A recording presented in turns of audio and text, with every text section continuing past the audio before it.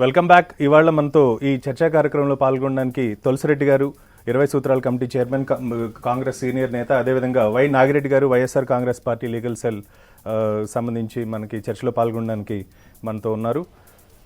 ముందుగా తులసిరెడ్డి గారు, వ్యాన్పిక్ కేసులో మంత్రిని ఫిక్స్ చేయడంపై కాంగ్రెస్ పార్టీ యొక్క విధానం ఏంటి? అంటే దీన్ని ఎలా తీసుకుంటున్నారు? ఇది సరే చట్టం తన పని దాని చేస్తుందనేది మనం అందరం యాక్సెప్ట్ చేయాల్సిన ఫ్యాక్ట్. దీంట్లో ఎఫ్ఐఆర్, ఇన్వెస్టిగేషను, ఛార్జ్షీట్ తర్వాత కోర్టులో arguments, counter arguments, judgements, appeals, ఇది లీగల్ ప్రొసీజరు. ఆ లీగల్ ప్రొసీజర్లో ఒక మధ్య భాగంలో ఉన్నాం. ఎఫ్ఐఆర్, ఇన్వెస్టిగేషన్ తర్వాత ఛార్జ్షీట్ నేపథ్యంలో ఉన్నాము. సరే, దాని ఆ ఛార్జ్షీట్లో 14 మంది పేర్లు పెట్టారు. దాని మీద ఆయన నేను ఢిల్లీకి పోయాడు.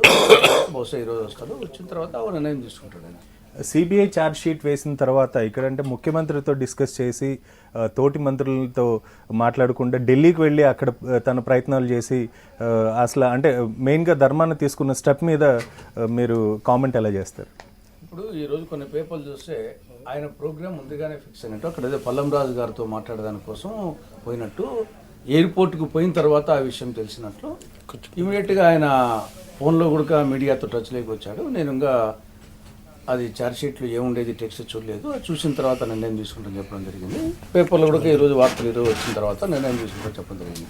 కాబట్టి ఆయన ఆ టైం చూసినా కానీ ఆయన ఎయిర్పోర్ట్కి పోయిన తర్వాత ఆ విషయం నాకు తెలిసింది. 4-5 ప్రాంతంలో తెలిసింది. కాబట్టి ఆటోమేటిక్గా అప్పటికప్పుడు ఫ్లైట్ టికెట్ బుక్ చేసుకోవడము అవన్నీ జరిగినాయి. కాబట్టి అది చూస్తే ముందుగానే ఆయన పల్లం రాజుతో ఏదో ఒక పని కోసం అని చెప్పేసి ఢిల్లీకి ఏర్పాటు చేస్తున్నట్టుగా ఉంది. ఓకే, నాగిరెడ్డి గారు, లీగల్గా మంత్రులకి హెల్ప్ చేయకపోవడం వల్లనే మనకి ఇలాంటి పరిస్థితులు తలెత్తున్నాయని కూడా ఒక వాదన ఉంది. దీనికి సంబంధించి అంటే A5గా అక్యూజ్డ్ 5గా నిన్న మినిస్టర్ని మనకి చేర్చడం అంటే సిబిఐ రైట్ టైంలో రైట్ డెసిషన్ తీసుకుంటుంది అంటున్నారా, లేకపోతే మరింత మందిని కూడా ఇందులో చేర్చాల్సిన అవసరం ఉందంటారా? సిబిఐ డెసిషన్ ఎప్పుడు తీసుకుంది? హైకోర్టు మీరు ఇన్వెస్టిగేషన్ చేయండి అన్నప్పుడు స్టార్ట్ చేశారు. అంటే హైకోర్టు మీరు ఎఫ్ఐఆర్ రిజిస్టర్ చేయండి, చేసి ఇన్వెస్టిగేషన్ చేయండి అన్నప్పుడు వాళ్ళకి వేరే ఆల్టర్నేటివ్ ఏం లేదు, ఇన్వెస్టిగేషన్ చేయటమే, ఏదో ఒకటి చూపించాలి వాళ్ళు. అది జరుగుతుంది. అయితే దీంట్లో ప్రధానంగా ఇక్కడ మనం చూడాల్సింది ఏంటంటే, హైకోర్టులో ఒక పిటిషన్ దాఖలు చేసినప్పుడు స్వయానా కాంగ్రెస్కు సంబంధించినటువంటి శంకర్రావు గారు, అది కాంగ్రెస్లో రాజశేఖర రెడ్డి గారికి అసమ్మతిగా ఉన్నటువంటి వ్యక్తి, దాఖలు చేసినప్పుడు ఆయన వేసినటువంటి పిటిషన్లో స్పష్టంగా ఆ రోజు 26 జీవోల వల్ల లబ్ధి పొంది కొంతమంది పెట్టుబడులు పెట్టారు అని చెప్పారు. ఫస్ట్ ఇక్కడ క్విడ్ ప్రోకోలో అంటే ఫేవరెటిజం జరగాలి, దాని తర్వాత పెట్టుబడులు పెట్టాలి. సో ఆ టైంలో ప్రభుత్వము అసలు ఆ జీవోస్ కరెక్టా కాదా, వీళ్ళందరూ క్యాబినెట్లో ఇప్పుడున్న మినిస్టర్స్ అంతా అప్పట్లో క్యాబినెట్ మీద మినిస్టర్స్ ఉన్నారు, చెప్పుకోవడానికి రాజశేఖర రెడ్డి గారు లేరు, కానీ చెప్పాల్సింది వీళ్ళు. అడ్వకేట్ జనరల్ని లేదు జీవోస్ అనేవి సక్రమంగా ఉన్నాయనేసి ఎవరు ఫస్ట్ రెస్పాండెంట్ ఎవరండి? Government of Andhra Pradesh represented by its principal secretary. Second respondent, third respondent, మొత్తం కూడా government. Up to 8 respondents government ఉన్నప్పుడు వాళ్ళ జీపీల చేత కానీ అడ్వకేట్ జనరల్ చేత కానీ ఈ జీవోస్ అన్ని కూడా లీగల్ గానే ఉన్నాయి, in conformity with the existed rules, secretary business rules ప్రకారం ఉన్నాయనేసి ఆ రోజు కానీ స్పష్టంగా చెప్పి ఉంటే ఈ రోజు ఈ పరిస్థితి దాపురించేది కాదు. ఆ రోజు జగన్మోహన్ రెడ్డి గారిని ఇబ్బంది పెట్టాలి కాబట్టి మనం ప్రేక్షక పాత్ర వహిద్దామనేసి సైలెంట్ స్పెక్టేటర్ గా కోర్టులో ఉంటే, కోర్టు ప్రభుత్వం స్పందించకపోతే ఒక అమికస్ క్యూరీని ఏర్పాటు చేయడం జరిగింది. ఆ అమికస్ క్యూరీ కూడా ఎవరో తెలుసు, చంద్రబాబు నాయుడు గారికి కౌన్సిల్ గా ఉన్నటువంటి వ్యక్తి అమికస్ క్యూరీ. సరే, ఇవన్నీ జరిగిన తీరు ఎలా ఉందనంటే, ఒక పిటిషన్ శంకర్రావు వేస్తే దాని మీద ఎర్రంనాయుడు గారు వీళ్ళంతా కూడా ఇంప్లీడ్ అయితే అది ఒక జడ్జి గారి దగ్గరికి వస్తే అక్కడి నుంచి ఒక అమికస్ క్యూరీని ఏర్పాటు చేస్తే ఆ అమికస్ క్యూరీ ఎవరో అందరికీ తెలిసిన విషయం అయితే అప్పుడు ప్రభుత్వం స్పందించాల్సిన టైంలో స్పందించకుండా వాళ్ళు ఎటువంటి కౌంటర్ దాఖలు చేయకుండా సైలెంట్ గా జగన్మోహన్ రెడ్డి గారిని ఇబ్బంది పెట్టాలనేటువంటి తలంపుతో చేశారు. ఈ రోజు కుచ్చులో ఇరుక్కున్నారు. ఓకే, మనతో చర్చలో జ్వాల నరసింహారావు గారు కూడా జాయిన్ అయ్యారు. అదేవిధంగా లైవ్ లో వరంగల్ నుంచి రాజయ్య యాదవ్, టీఆర్ఎస్ పొలిట్ బ్యూరో సభ్యులు కూడా మనతో చర్చలో పాల్గొనడానికి సిద్ధంగా ఉన్నారు. నమస్కారం అండి. నరసింహారావు గారు, ఇందాక మీరు నాగిరెడ్డి గారు చెప్పిన విధానాన్ని విన్నారు. అంటే కాంగ్రెస్ పార్టీ కేవలం జగన్మోహన్ రెడ్డిని ఇబ్బంది పెట్టడానికి స్టార్ట్ చేసిన గేమ్లో ఆఖరికి మళ్ళీ కాంగ్రెస్ పార్టీ కూడా ఇరుక్కుంది అనే వాదనని వారు వినిపిస్తున్నారు. మీరేమంటారు? అంటే పొలిటికల్ పార్టీ ఎప్పుడు కూడా తనకు ప్రత్యర్థి అయిన మరో రాజకీయ పార్టీని కానీ లేకపోతే ఆ రాజకీయ పార్టీ నాయకులు కానీ ఇబ్బందులు పెట్టే ప్రయత్నంలో అది అహర్నిశలు ఆ ప్రయత్నం ఉంటూ ఉంటుంది. అందరూ ఉంటారు రాజకీయంగా. తెలుగుదేశం అదే పని చేస్తుంది, కాంగ్రెస్ పార్టీ అదే పని చేస్తుంది, వైఎస్ఆర్ కాంగ్రెస్ పార్టీ అదే పని. ఏ పొలిటికల్ పార్టీ అయినా సరే తన ప్రత్యర్థి పొలిటికల్ పార్టీని ఇబ్బందులు పెట్టకుండా బాబు నువ్వు హాయిగా క్షేమంగా మంచిగా ఉండు, నువ్వు నా మీద యుద్ధం చేయమని ఏ పార్టీ అందదు. సాధ్యమైన ప్రయత్నాలు చేస్తుంది. చేయదండి తులసిరెడ్డి గారు తప్ప అండి, ఇది రాజకీయంగా తప్పేం లేదు. అది రాజకీయంగా వాళ్ళ మనుగడ, ఒక రాజకీయ పార్టీ మనుగడ ఉండాలంటే అవతల రాజకీయ పార్టీల్ని ప్రత్యర్థుల్ని సాధ్యమైనంత ఇబ్బందులు పెడుతూనే పోవాలి. వాళ్ళ ఇబ్బందులు ఉంటేనే మనం హాయిగా ఉంటాం. అది కాకపోతే అనైతికమా నైతికమా అంతే. అనైతికమా నైతికమా, ఇది అనైతికమా నైతికమా అంటే వీళ్ళు డైరెక్ట్గా తీసుకెళ్లి ఏ పోలీస్ స్టేషన్లోనో ఎక్కడో కేసు పెట్టి అందులో ఇరికించడం అయితే అది అనైతికం. అలా చేయకుండా దే అప్రోచ్ ఇది సుప్రీంకోర్టు, హైకోర్టు, కోర్టును అప్రోచ్ అయ్యారు.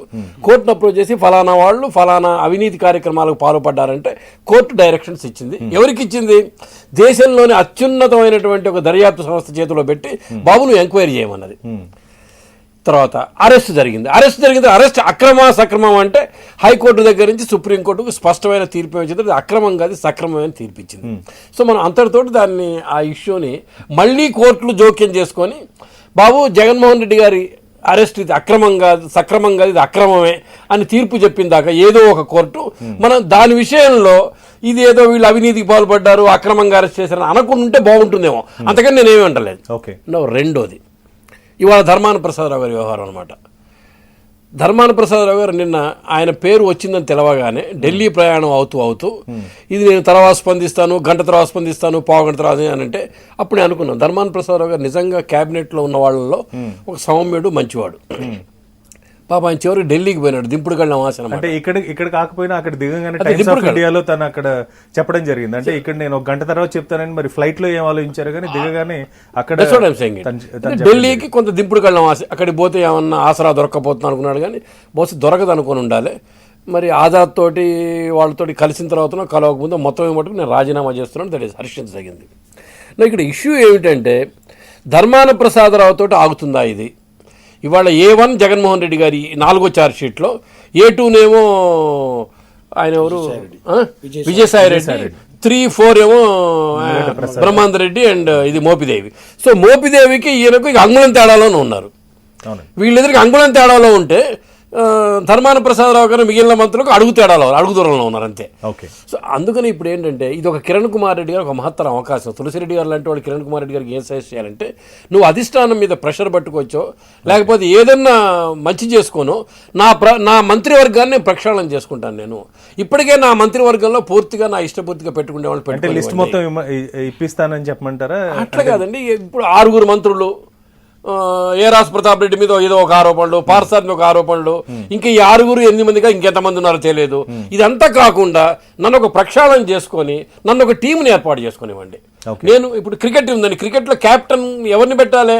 క్యాప్టెన్కు టీం ఇచ్చిన తర్వాత ఆయన ఏ విధంగా ఆడించుకోవాలో క్యాప్టెన్ గొలిపెట్టాలి. ఇప్పుడు ఇక్కడ ఎట్లుందంటే ఈయనకు టీం ఇచ్చి ఈ టీంలో ఉన్న సభ్యులు కూడా ఎలా ఆడాలి, ఎవరు బౌలింగ్ చేయాలి, ఎవరు బ్యాటింగ్ చేయాలి అధిష్టానం నిర్ణయిస్తున్నది.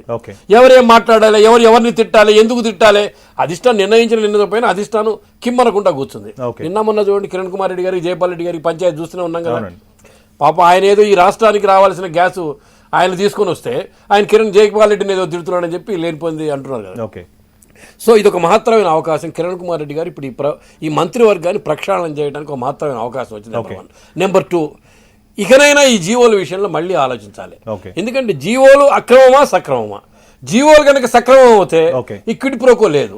నాగిరెడ్డి గారు చెప్పిందండి నేనేంటంటే జీవోలు కనుక సక్రమం అని తేల్చండి మీరు, అలాంటప్పుడు క్విడ్ ప్రోకోకు ఇది లేదు. అంటే ప్రభుత్వ పరంగా at least CBI enquiry is different.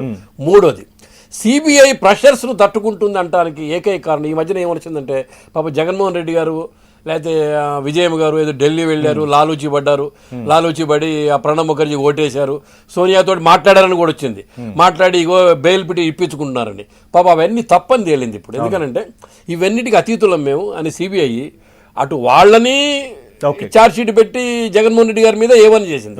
ఇటు కాంగ్రెస్ యొక్క చెందిన ఒక ముఖ్య నాయకుడిని ఎవరైనా కాంగ్రెస్ కు పూర్వ వైభవం తీసుకురావడానికి వేసిన కమిటీకి సారథ్యం వహిస్తున్న ధర్మాన ప్రసాదరావు గారు లాంటి తీసుకెళ్లి ఇవాళ A5గా చేర్చింది. ఇవాళ రేపు అరెస్ట్ చేసినా చేయొచ్చు.